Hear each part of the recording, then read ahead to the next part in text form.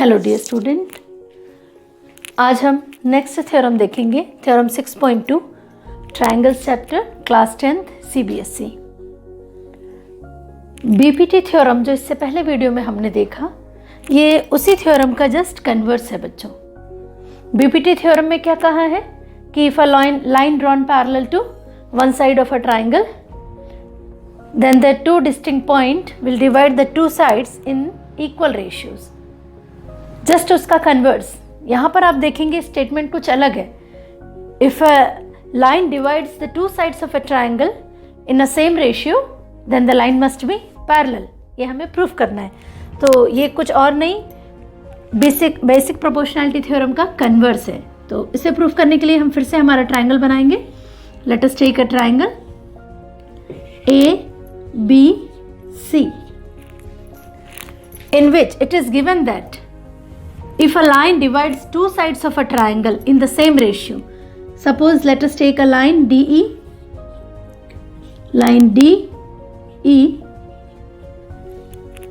this line divides the side AB and AC in the same ratio. That means AD divided by DB is equal to AE divided by EC. So the ratios are equal. It is given to us. तो ये theorem में हम सबसे पहले लिख लेंगे बच्चों। Given क्या है? हमें दिया गया है कि in triangle ABC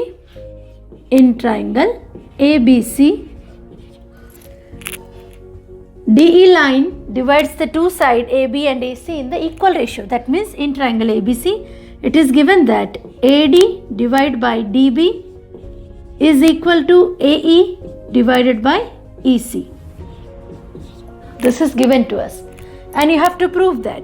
What we have to prove? We have to prove that line DE is parallel to third side BC. Line DE parallel to BC. ये प्रूफ करना है बच्चों हमें। तो चलिए स्टार्ट करते हैं प्रूफ। बेसिक प्रोपोर्शनैलिटी थ्योरम की तरफ जाते हैं। उसमें हमें कहा है कि अगर कोई लाइन पैरेलल है तो साइड्स के जो रेशियो है वो इक्वल है। उसका कन्वर्स, यहाँ पर हमें ये बताना है कि DE पैरेलल है BC के।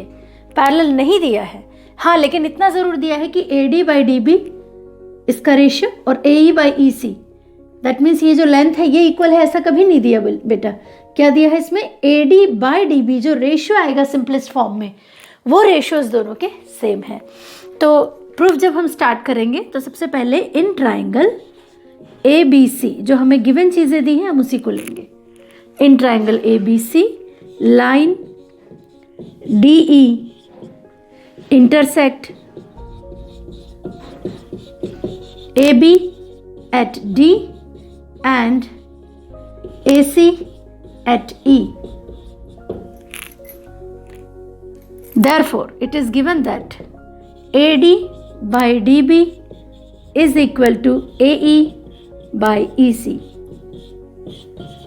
साइड्स के जो रेशियो है, जो दो पॉइंट पे डिस्टिंक्ट पॉइंट पे इंटरसेक्ट किया, तो वो इक्वल दिया। ये फर्स्ट इक्वेशन हो गई बच्चों, ठीक है। लेकिन अगर हम ऐसा बता दें कि ये रेशियो इक्वल है और ये लाइन इसके पैरेलल है, तो प्रूफ कैसे करेंगे? तो थोड़ी देर के लिए मान लेते हैं कंट्राडिक्शन क्या होता है। अभी दिन है तो मैं आपको पढ़ा रही हूँ, बाहर उजाला है ना, ऐसे कई सारे प्रूफ है। बट स्टिल मैं आपको कहूँ कि नहीं बच्चों अभी रात है, तो अगर रात है तो मुझे प्रूफ देने पड़ेंगे उसके कि हाँ अभी रात है तो अंधेरा है ना। उसी तरह से let us consider that DE is not parallel to BC। थोड़ी देर के लिए मानते हैं। Let us assume that DE is not parallel to BC। थोड़ी देर के लिए मान लो बच्चों कि DE जो है वो BC के पैरेलल नहीं है, ठीक। अगर ये लाइन इसके पैरेलल नहीं है तो इस ट्रायंगल के रेशियोज इक्वल होने के लिए कोई तो एक लाइन होगी जो BC साइड के पैरेलल होगी। तो अगर ये नहीं है तो late us consider another line. Late us draw DE dash parallel to BC।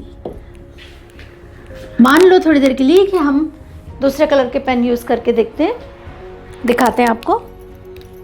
कि डी ई नहीं है पैरेलल, तो थोड़ी देर के लिए मान लेते हैं बच्चों कि डी ई डैश है पैरेलल। ठीक है, ये वाली line D E dash parallel है बी सी के।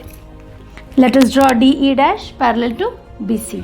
और अगर ये इसके पैरेलल है then A D by D B is equal to A E dash by E dash C. ये कहाँ से आ गया? By basic proportionality theorem.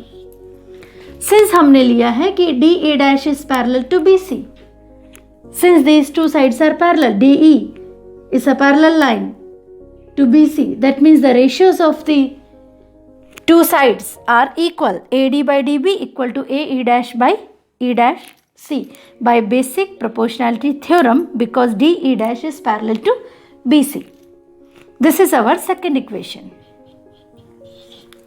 Now, very clearly you see both the equations. AD by DB equals to AE by EC. In second case, when we take another line which is parallel to BC, AD by DB equal to AE dash by E dash C. From equation 1 and 2, from equation 1 and 2, we conclude that left hand sides of both the equations are equal. This AD upon DB is equal to AD upon DB. LHS are equal. Therefore, from equation 1 and 2, we can say that RHS AE upon EC is equal to AE dash upon E dash C. ये हमारे पास नया statement आ गया। From equation 1 and 2 हम conclude कर सकते हैं कि ये जो दोनों AE बाई EC है, AE बाई EC का ratio AE dash by E dash C के बराबर है। Now let us add 1 on both the side. AE ये वाला portion divided by EC is equal to AE dash divided by E dash C. Now add 1 on both the side. AE by EC plus 1 is equal to AE dash by E dash C plus 1। हम plus 1 क्यों कर रहे हैं बच्चों? Plus 1 हम इसलिए कर रहे हैं क्योंकि ये चारों पार्ट डिफरेंट है।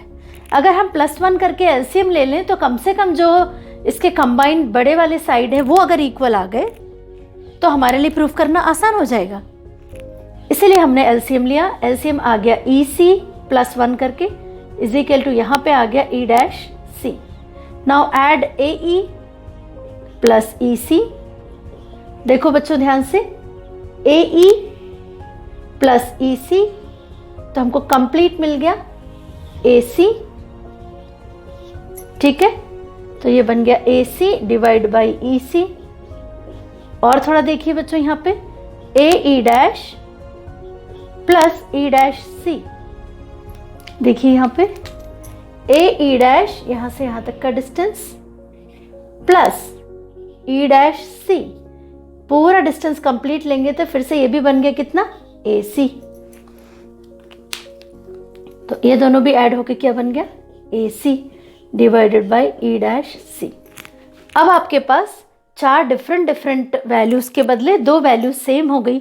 Numerators are same of the 2 ratios, then ultimately the denominators are equal. क्योंकि न्यूमरेटर्स अगर इक्वल हो गए बच्चों तो डिनोमिनेटर ऑटोमेटिकली इक्वल हो गया। Therefore we can say that EC equal to E dash C। तो कोई लेंथ, इसको ध्यान से देखो बच्चों, कोई लेंथ EC और E डैश C, फिर से देख लीजिए, EC और E डैश C दोनों इक्वल है। इक्वल मतलब the length must be equal. It is only possible when E and E dash must coincide. Coincide means दोनों एक ही पॉइंट पर होने चाहिए, 2 डिफरेंट पॉइंट्स नहीं है। So EC equal to E dash C, that means we can say that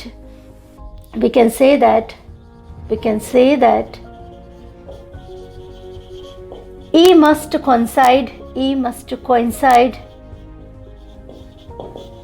coincides with E dash, E और E dash coincide करना पड़ेगा. So there must be only one line. Therefore, DE must be parallel to BC. So our assumption is wrong that DE is not parallel to BC. In fact, DE is parallel to BC, and that's why the ratios of their sides are equal. That means AD upon DB is equal to AE upon EC. This method of proving is known as contradiction method, and the theorem is known as converse of basic proportionality theorem. Let us again recapitulate. क्या पढ़ा हमने, एक बार फिर से देख लेते हैं. एक ट्राइंगल में साइड्स के रेशियो इक्वल दिए हैं बच्चों, और आपको बताना है कि वो लाइन जिसने साइड्स के रेशियो बनाए वह लाइन थर्ड साइड से पैरेलल है. तो थोड़ी देर के लिए मान लेंगे कि DE is not parallel to BC. If it is not parallel to BC, that means there must be some another line which must be parallel to BC. So let us draw DE dash which is parallel to BC. And if this line is parallel to BC, then by basic proportionality theorem their ratios are equal. So we had written AD by DB equal to AE dash by E dash C. But it is given that AD by DB equals to AE by EC. So we get two different equations. But in these two different equations we have left hand sides are equal.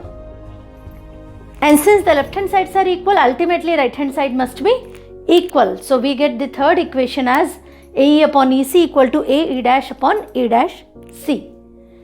But there are four different values. So to make it a very simple calculation, let us take LCM by adding 1 on both the side. We take LCM, then we get AC equal to AC. This AC is equal to AC. No doubt AC equal length है. दोनों जगह AC तो एक ही side है ना triangle का, वो दोनों इक्वल है. देन बच गया क्या, EC and E dash C.